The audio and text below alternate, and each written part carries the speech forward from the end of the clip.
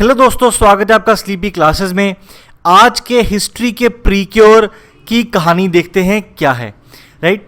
तो पिछले कुछ दिनों 11 नवंबर जो है नेशनल एजुकेशन डे मनाया गया।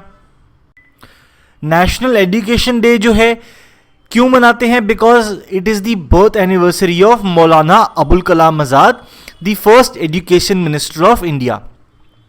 पंडित नेहरू की गवर्नमेंट के अंडर ये एजुकेशन मिनिस्टर रहे from 1947 to 1958 until his death. इनके बारे में कुछ और इन्फॉर्मेशन देखते हैं। 1912 में ही began publishing a weekly Urdu newspaper called Al Hilal और द क्रेसेंट।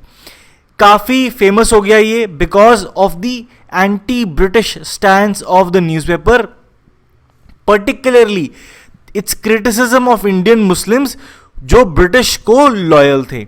देन ब्रिटिश ने कहा नहीं ऐसे तो नहीं चलेगा, बैन कर दिया न्यूज़पेपर। दूसरा भी जो शुरू किया था वो भी बैन कर दिया। By 1916 he had been banished to Ranchi, वहां पे रहे वो 1920 तक। देन वापस आए कलकत्ता और जो इंडियन मुस्लिम कम्युनिटी है उनको गैल्वनाइज किया, इंडियन नेशनल कांग्रेस ज्वाइन करी और पैन इस्लामिक आइडियल्स को अपील किया लोगों को।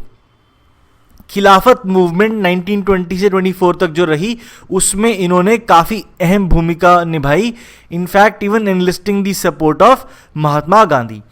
देन और नोटेबल चीज़ें, youngest person to serve as the president of the Indian National Congress at the age of 35। Gandhi ji के साथ कई सत्याग्रह में इन्वॉल्व रहे, including the Salt March and the Quit India campaign during the World War second. Then Congress party के president रहे 1923 में भी and 1940-46 के पूरे पीरियड में जब पार्टी ऑल्दो लार्जली इनएक्टिव थी। At the culmination of the Indian independence movement, जब ऐसा लग रहा था कि अब आज़ादी मिल रही है, he was one of those people who tirelessly advocated for a United India, की पार्टीशन नहीं हो, एक ऐसा हिंदुस्तान हो जहां पे हिंदूज और मुस्लिम्स दोनों रह सकें, राइट।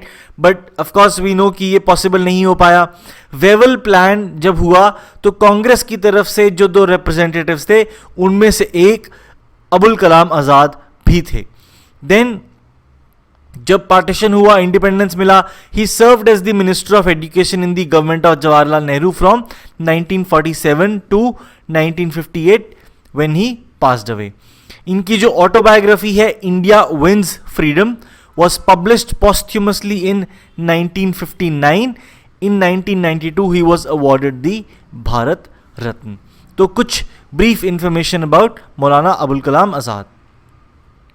देन आगे और क्या चीज न्यूज में रही? Jharkhand seeking a separate religious code for Sarna tribals, right. तो झारखंड गवर्नमेंट ने एक स्पेशल सेशन बुलाया है और एक रेजोल्यूशन पास किया है सेंटर को लेटर भेजने के लिए to recognise Sarna religion and include it as a separate code in the census of 2021। तो क्या है सारना रिलीजन?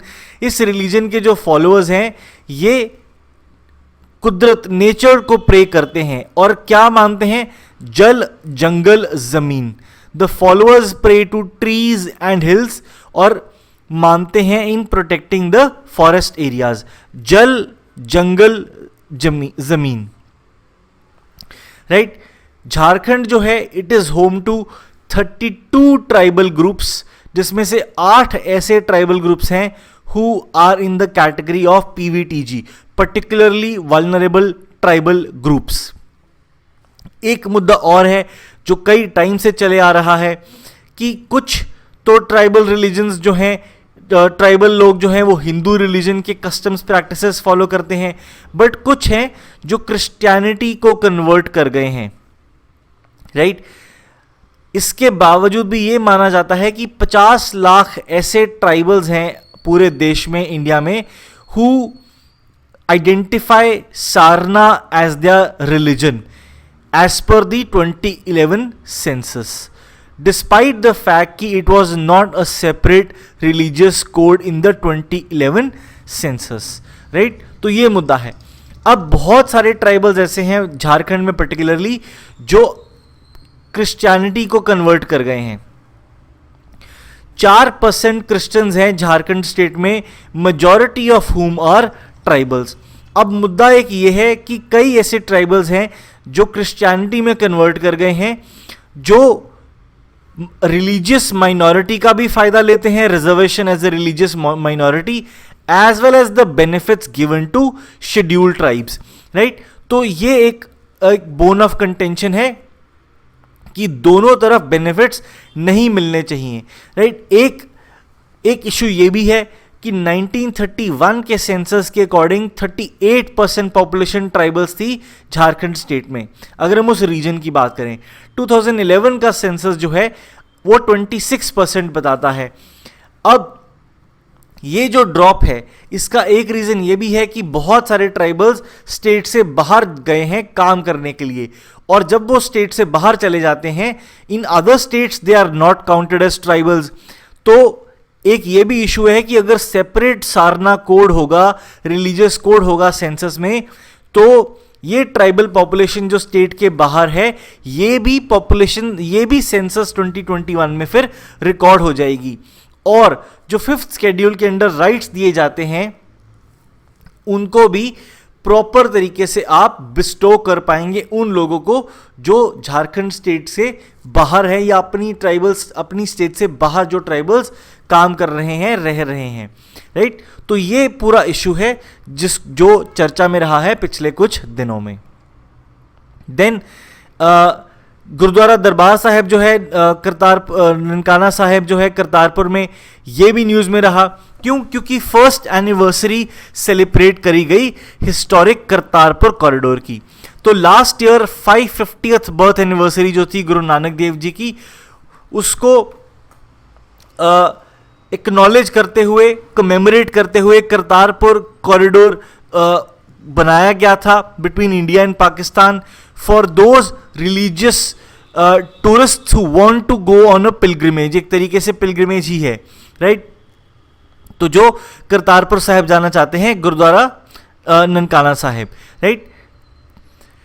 अब क्या है, थोड़ी सी इंफॉर्मेशन करतारपुर साहिब गुरुद्वारा के बारे में भी देखते हैं। It was established bye Guru Nanak Dev ji in the year 1522, but 1539 को after Guru Nanak Dev Ji breathed his last, this Gurudwara was washed away by floods, right? River Ravi के फ्लड्स आए और बह गया। देन जो प्रेजेंट गुरुद्वारा है ये महाराजा रणजीत सिंह ने एस्टैब्लिश करवाया था, और ये प्रेजेंट डे नरोवल डिस्ट्रिक्ट पाकिस्तान में पड़ता है, राइट। डेरा बाबा नानक गुरदासपुर में जो है इंडियन पंजाब में, उससे लगभग ये 3 से 4 किलोमीटर दूर है।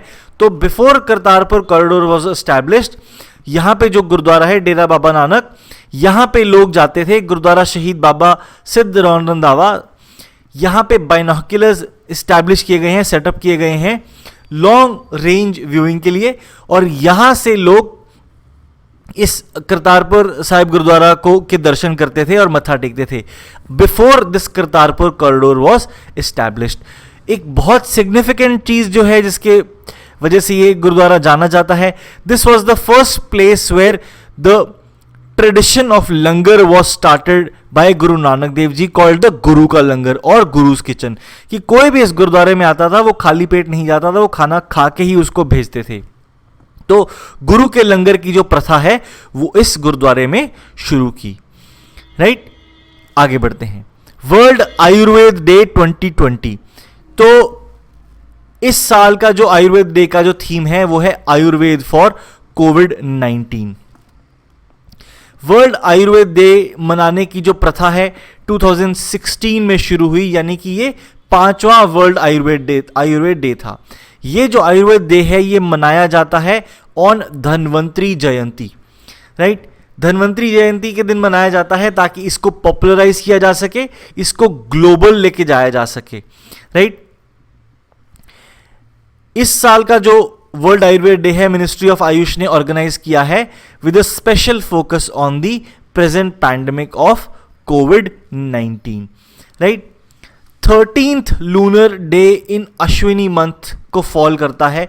लॉर्ड धन्वंतरी का जो बर्थडे है इसलिए धन्वंतरी जयंती के दिन ये वर्ल्ड आयुर्वेद डे मनाया जाता है। इस साल ये 13 नवंबर को पड़ा, राइट।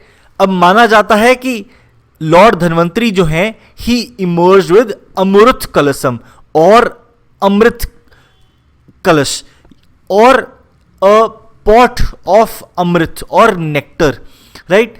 और जो हमारे वेदास हैं या पुराणास हैं वहां पे Lord Dhanvantari is makes an appearance as a physician of the gods and is the god of the Ayurvedic medicine.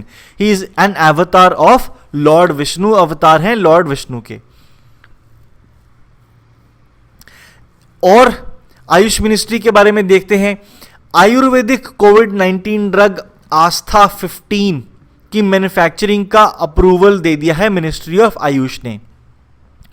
Develop करी है Dalmia centre for research and development ने, और इंडिया में अवेलेबल होने वाली है। मई 2020 में इसके क्लिनिकल ट्रायल्स शुरू हो गए थे। एक नोटवर्दी चीज जो है वो ये है कि आयुर्वेदिक ड्रग के भी जो ट्रायल्स होते हैं, क्लिनिकल ट्रायल्स होते हैं, वो भी 3 फेज में होते हैं, just like any other allopathic drug, right. तो ये नोटवर्दी चीज है। इसके अलावा वर्ल्ड आयुर्वेद डे जो है 2020 के बारे में और बता दें, एक international conference on standardisation of AYUSH terminologies जो है ये हुई थी न्यू दिल्ली में फरवरी 2020 में। International conference on standardisation of AYUSH terminologies, right. ये जितनी भी ट्रेडिशनल मेडिसिन हैं उन सब को लेके जो कॉन्फ्रेंस होती है, अपने टाइप का सबसे बड़ा इंटरनेशनल इवेंट है ये। इस साल 16 कंट्रीज की पार्टिसिपेशन थी इस इवेंट में, राइट। इसके अलावा इससे जुड़ी हुई खबरें ये है कि 2 इंस्टीट्यूट्स के बारे में बात हो रही है। सबसे पहले national institute of Ayurveda Jaipur, इसको अब deemed to be university status grant कर दिया गया है, national institute of Ayurveda Jaipur को। दूसरी, institute of teaching and research in Ayurveda ITRA Jamnagar, ये एक एक्ट ऑफ पार्लियामेंट द्वारा क्रिएट किया गया पहला ऐसा इंस्टीट्यूट है आयुष सेक्टर का जिसको इंस्टीट्यूशन ऑफ नेशनल इंपॉर्टेंस का खिताब दे दिया गया है, दर्जा दे दिया गया है। तो ये 2 इंपॉर्टेंट न्यूज़ आयुर्वेद से जुड़ी हुई न्यूज़ में रही थी, राइट। आज के प्रीक्योर में इतना ही, मिलेंगे आपसे नेक्स्ट वीक के प्रीक्योर में। तब तक के लिए thank you and keep watching. Hello दोस्तों, स्वागत है आपका स्लीपी क्लासेस में। आज के हमारे प्रीमिक्स में हम हिस्ट्री से जुड़े हुए 5 MCQs डिस्कस करेंगे आपके आने वाले प्रीलिम्स के लिए। चलिए शुरू करते हैं। पहला क्वेश्चन है महात्मा गांधी के ऊपर। एक स्पेशल पिक्टोरियल एंथोलॉजी रिलीज हुई है महात्मा गांधी के ऊपर, named the Gandhi as I understood. ये किस कंट्री ने रिलीज करी है? ऑप्शंस है बांग्लादेश, रशिया, साउथ अफ्रीका या फिर नेपाल। इसका करेक्ट आंसर अब बताते हैं आपको। करेक्ट आंसर है डी, नेपाल। तो एक ग्रुप ऑफ ऑथर्स ने महात्मा गांधी के ऊपर एक एंथोलॉजी लिखी है। एंथोलॉजी क्या है? A collection of writings on a similar subject, right. तो कई सारे ऑथर्स ने, नेपाल के प्रेसिडेंट विद्या देवी भंडारी ने इसको रिलीज किया था। स्पेशल पिक्टोरियल एंथोलॉजी है ये महात्मा गांधी के ऊपर, to mark his 151st birth anniversary. Nepali language में लिखी गई है ये, और टाइटल है मेले भुजिको गांधी और the Gandhi as I understood. Indian embassy along with BP Koirala India Nepal foundation ने इसको पब्लिश किया है। आगे बढ़ते हैं। दूसरा question, local for Diwali campaign जो है किस मिनिस्ट्री ने लॉन्च किया है? Ministry of culture, ministry of textiles, ministry of rural development या फिर मिनिस्ट्री ऑफ MSME। इसका करेक्ट आंसर आपको बताते हैं। करेक्ट आंसर है बी, मिनिस्ट्री ऑफ टेक्सटाइल्स। तो local for Diwali campaign launch किया मिनिस्ट्री ऑफ टेक्सटाइल्स ने इंडियन हैंडीक्राफ्ट को प्रमोट करने के लिए, उन्होंने कहा एक दूसरे को अगर आपने गिफ्ट देना हो दिवाली पे तो दियाज, होम डेकोर, फर्निशिंग जैसे कि कर्टन्स, बेडशीट्स एक्सेट्रा, ये सब चीज़ें दें जो हैंड क्राफ्टेड हों। और अगर आप ये चीज़ें यूज़ कर रहे हैं एनकरेज करने के लिए, अपने सोशल मीडिया पे hashtag local for Diwali use करें इसको पॉपुलराइज करने के लिए। This is under the umbrella initiative launched by prime minister Modi, vocal for local, आत्मनिर्भर भारत अभियान। राइट, आगे बढ़ते हैं। तीसरा क्वेश्चन, हुनर हाट के बारे में आपको बताना है इनमें से कौन सी स्टेटमेंट्स सही या गलत हैं। सबसे पहली, these hearts aim to provide market exposure and employment opportunity to artisans, craftsman and traditional culinary experts, और इसको ऑर्गेनाइज करती है मिनिस्ट्री ऑफ ट्राइबल अफेयर्स। इसका करेक्ट आंसर आपको बताते हैं, सही आंसर है A1 ओनली। ये स्टेटमेंट इनकरेक्ट है। क्यों? इसको ऑर्गेनाइज करती है ministry of minority affairs. Ministry of minority affairs ने इसको शुरू किया 2017 में under the scheme upgrading the skills and training in traditional arts crafts for development, उस्ताद जिसको कहते हैं। थीम क्या है इस साल का? Vocal for local. राइट, तो फ्लेवर ऑफ द ईयर है वोकल फॉर लोकल। आगे बढ़ते हैं। फोर्थ क्वेश्चन, वर्ण परिचय एक mid 19th century Bengali text है। इसके बारे में आपको बताना है कि कौन सी दोनों स्टेटमेंट्स में से सही स्टेटमेंट है। It was written by Raja Ram Mohan Roy. It was the most widely used Bengali primer of the time. Correct answer है इस क्वेश्चन का B2 ओनली। स्टेटमेंट 1 इनकरेक्ट है क्योंकि इसको लिखा था पंडित ईश्वर चंद्र विद्यासागर ने। वर्ण परिचय 1855 में लिखी थी ईश्वर चंद्र विद्यासागर ने। एक बंगाली प्राइमर है, considered the most influential primer of Bengali. आज भी किसी भी बच्चे का introduction to learning and writing the Bengali language is this Varna Parichay written by Pandit Ishwar Chandra Vidyasagar. क्यों न्यूज में है? क्योंकि the year 2020 commemorates 200 years of Pandit Ishwar Chandra Vidyasagar. जन्म हुआ था 1820 में। राइट, आगे बढ़ते हैं। आखिरी क्वेश्चन आज का देखते हैं। पब्लिक सर्विस ब्रॉडकास्टिंग डे को लेके इनमें से कौन सी स्टेटमेंट्स सही हैं? पहली statement, public service broadcasting day जो है सेलिब्रेट करता है, हर साल सेलिब्रेट जो होता है, it commemorates Mahatma Gandhi's first and only visit to the All India Radio studio Delhi. दूसरा, अपनी इस विजिट में Gandhi ji addressed the people who were displaced after Indo Pak partition. आपके सामने ऑप्शंस हैं ये। इसका करेक्ट आंसर है C, बोथ 1 and 2, दोनों ही स्टेटमेंट्स करेक्ट है। नवंबर 12 को Mahatma Gandhi all India radio के स्टूडियो गए और यहाँ पे इन्होंने जो इंडो पाकिस्तान पार्टीशन की वजह से, इंडिया पाकिस्तान पार्टीशन की वजह से जो डिस्प्लेस्ड लोग थे, जो उस टाइम पे टेम्परेरीली कुरुक्षेत्र में सेटल थे, उनको एड्रेस किया गांधी जी ने। और उनकी ये फर्स्ट और ओनली विजिट को कमेमोरेट करते हुए public service broadcasting day celebrate किया जाता है 12 नवंबर को हर साल। ऑल इंडिया रेडियो जो है, it was established in the year 1936. It is a division of the broadcasting agency Prasar Bharati and so is Doordarshan. AIR जो है one of the largest broadcasting organization है दुनिया में। 179 dialects और 23 languages में ये ब्रॉडकास्ट करती है और पूरे देश भर में 470 ब्रॉडकास्टिंग सेंटर्स हैं। तो आज के प्रीमिक्स में यही 5 सवाल हिस्ट्री से जुड़े हुए। मिलेंगे आपसे नेक्स्ट वीक के हिस्ट्री के प्रीमिक्स में। तब तक के लिए thank you and keep watching.